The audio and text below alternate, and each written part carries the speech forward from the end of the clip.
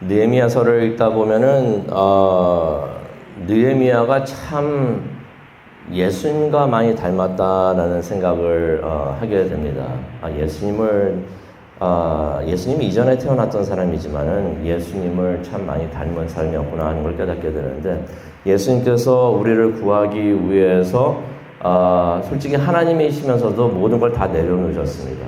다 내려놓으시고 하나님이 되신 그 기득권까지 모든 권리를 다 내려놓으시고 세상에 오셔가지고 우리를 구원해 주셨는데, 느헤미야도 그랬습니다. 아시다시피 예루살렘이 적으로부터 온갖 수모를 당하고 있다는 것을 들은 다음에 자신의 높은 지위에 있었는데 자신의 그러한 권력과 이익을 다 내려놓고 예루살렘까지 와가지고 유다 사람들을 도우러 왔던 것입니다. 그런데 성 안에 있었던 사람들이 있습니다. 귀족들하고 부자들하고 관리들. 이 사람들은 이미 많은 것을 가진 사람이죠. 많은 기득권이 있고 많은 권리가 있는 사람들이었는데, 이 사람들은 자신의 위치를 이용해서 힘들어하는 사람들, 가난한 사람들, 어려운 상황에 있는 사람들을 오히려 더 힘들게 하고 그들이 가진 것을 약탈하는 것을 우리가 보게 됩니다. 그래서 이 느헤미야가 많이 힘들었을 것 같아요. 성 밖으로는 적이 있어서 그들을 상대해야 되니까 또 힘들고, 또 성 안에서는 이렇게 이기적인 사람들이 있으니 그 사람들을 또 상대해야 되니 또 얼마나 힘들었을까 생각을 해봅니다. 오늘 말씀을 보기를 원하는데요. 예루살렘의 성벽이 다 보수되기 전의 일입니다. 1절을 보니까 백성들이 크게 원망하는 소리가 들려왔던 것입니다. 그래서 이게 무슨 일인가 해가지고 그 사람들의 소리를 들어보니까 가난한 백성들을 적이 아닙니다. 외적이 아니고요. 같은 유다 사람들이, 성 안에 살고 있는 같은 유다 사람들이 가난한 사람들의 것들을 약탈하고 있었다는 것입니다. 그래서 원망하는 사람들, 하소연하는 사람들의 이야기를 가만히 듣다 보니까 4개의 그룹의 사람들이 보였던 것이에요.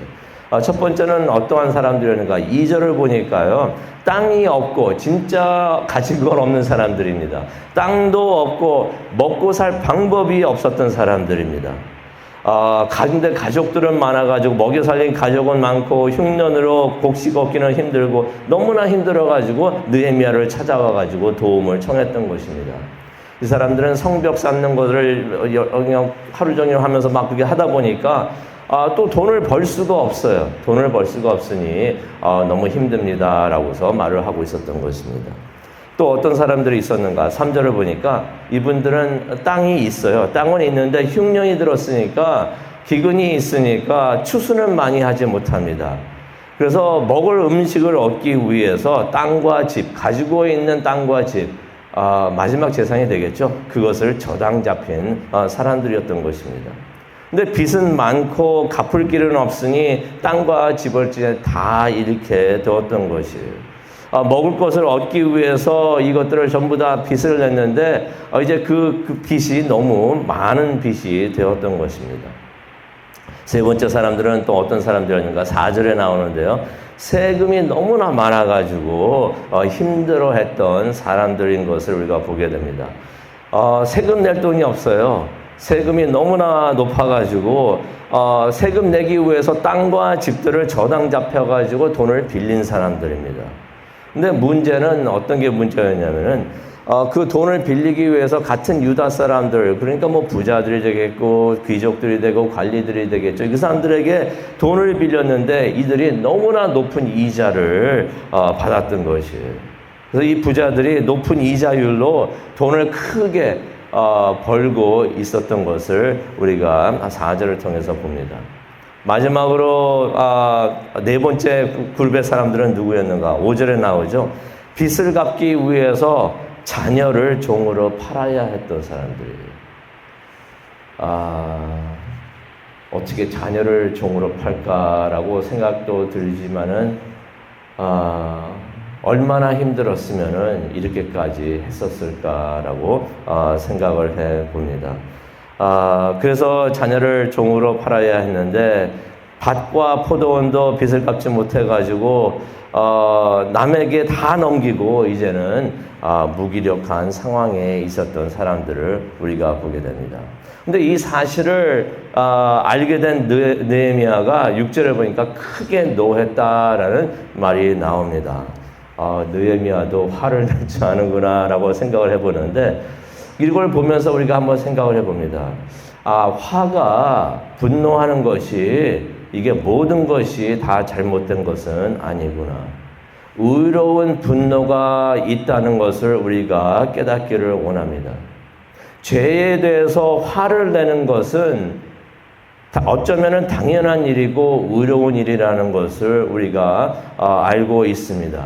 왜냐하면 예수님께서도 화를 내셨기 때문에, 예수님께서도 분노하셨기 때문에, 여기서 느헤미야도 그렇게 하는 것을 우리가 보게 됩니다. 하나님의 말씀이 어겨지고 하나님의 뜻이 세워지지 않는 것을 보면서 거짓이 난무하고 그러는 것을 보면서 그러한 죄를 보고서 분노하지 않는 것은, 예수님께서도 그것을 보시면서 분노하셨는데 그러한 죄를 보고서도 어쩌면 분노하지 않는 것은 잘못된 것이 아닌가, 그렇게 생각을 해봅니다. 그런데 느헤미야가 7절을 보니까 이런 말씀이 있습니다. 7절을 보니까 느헤미야가 깊이 생각을 했다, 먼저 생각을 했다 하는 말씀이 7절에 나옵니다. 그런 것 같아요. 그런 안 좋은 말을 딱 들으니까 분노하게 되죠. 근데 이 분노하는 것이 감정을 참지 못해가지고 욱해가지고 분노하는 것이 아니라 먼저 생각을 하면서, 깊게 생각을 하면서 화를 냈다는 것을 우리가 보게 됩니다. 아마 이때 느헤미야가 화가 나면서 깊게 생각을 하면서 또 하나님께 기도를 하지 않았는가 생각을 해봅니다. 기도를 하면서 하나님께 지혜를 구했겠죠. 하나님, 이때 나는 지금 무엇을 해야 합니까? 느헤미야가 지금 예루살렘에 돌아와서 모든 하고 있었던 일을 하나님께서 알려주신 것 같은데, 그래서 하나님이 알려주신 대로 그대로 행동을 하고 있었는데, 하나님 이 순간 나는 무엇을 해야 합니까? 너무나 힘듭니다. 무엇을 해야 합니까? 라고서 하나님께 지혜를 구했던 것 같습니다. 그러면서 이제 하나님께서 주시는 지혜로서 7절에 보니까 귀족들과 관리들을 꾸짖는 것을 보게 되는데요.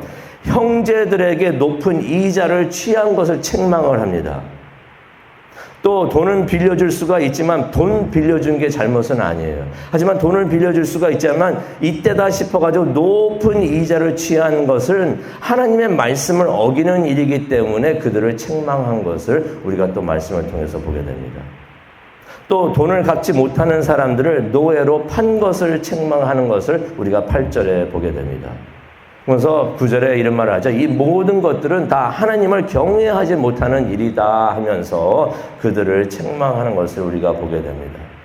그런데 솔직히 이때도 우리가 10절을 보게 되면은 느헤미야도 가난한 사람들에게 돈과 곡식을 빌려주고 있었습니다.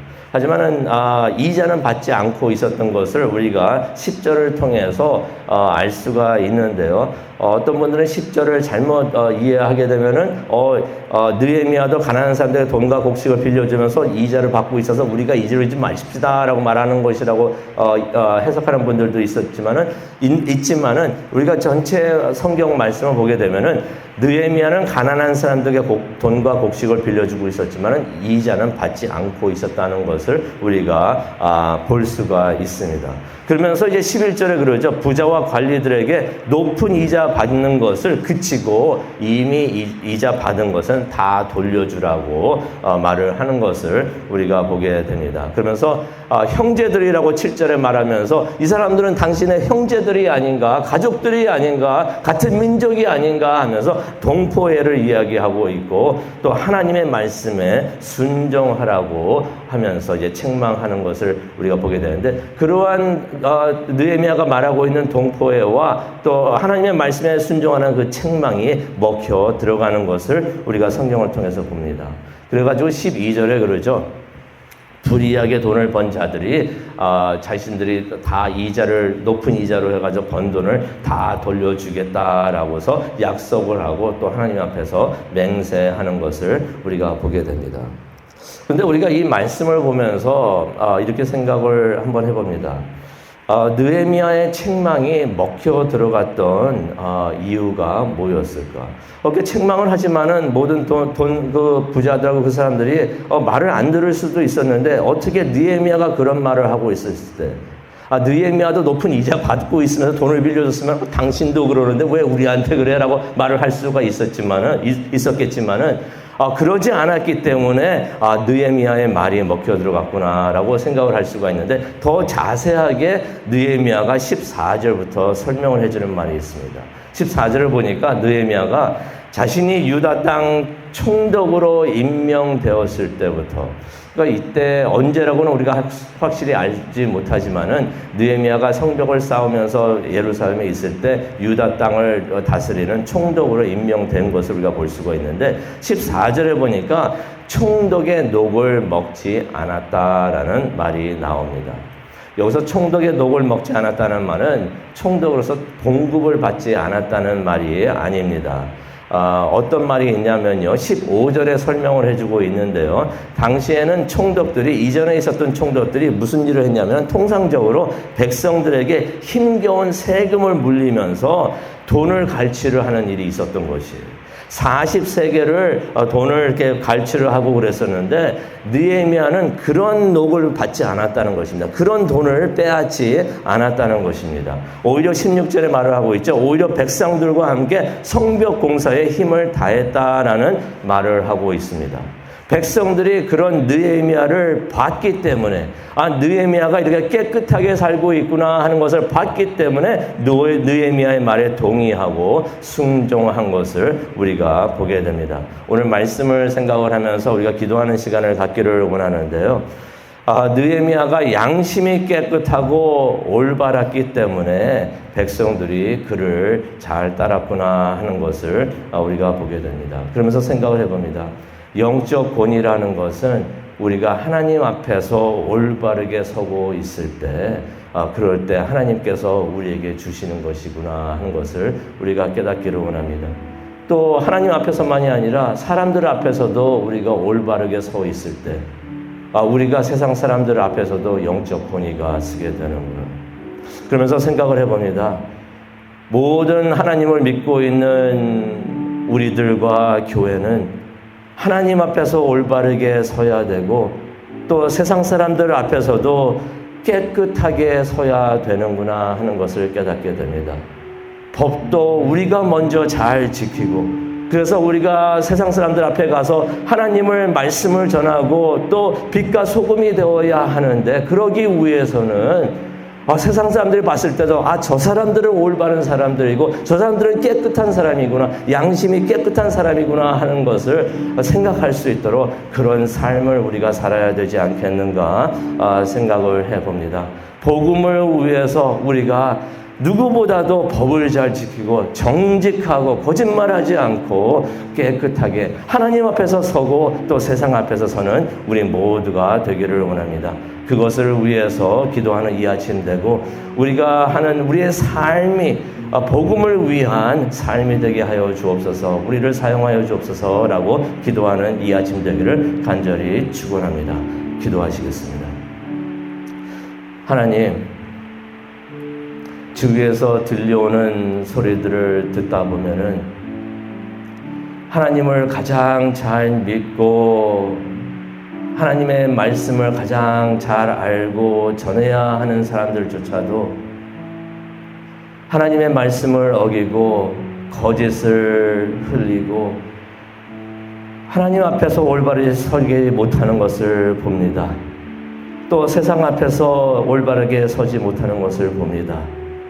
우리가 그렇게 되면은 빛과 소금의 역할을 못하게 되는 것을 다시 한번 깨닫게 됩니다. 느헤미야가 하나님 앞에서 올바르게 서고 세상 사람들 앞에서 올바르게 선 것을 보면서 우리가 하나님 앞에서 올바르게 서고 세상 사람들 앞에서도 깨끗한 양심을 가지고 설 수 있도록 하나님 도와주시옵소서. 그래서 우리가 하나님의 복음을 잘 전하고 하나님의 나라와 하나님의 뜻을 세울 수 있는 우리가 될 수 있도록 하나님 도와주시옵소서. 그것을 위해서 기도하는 이 시간이 되기를 원합니다. 성령님께서 함께하여 주시고 우리를 인도하여 주시옵소서. 감사합니다. 예수님의 이름으로 기도합니다. 아멘.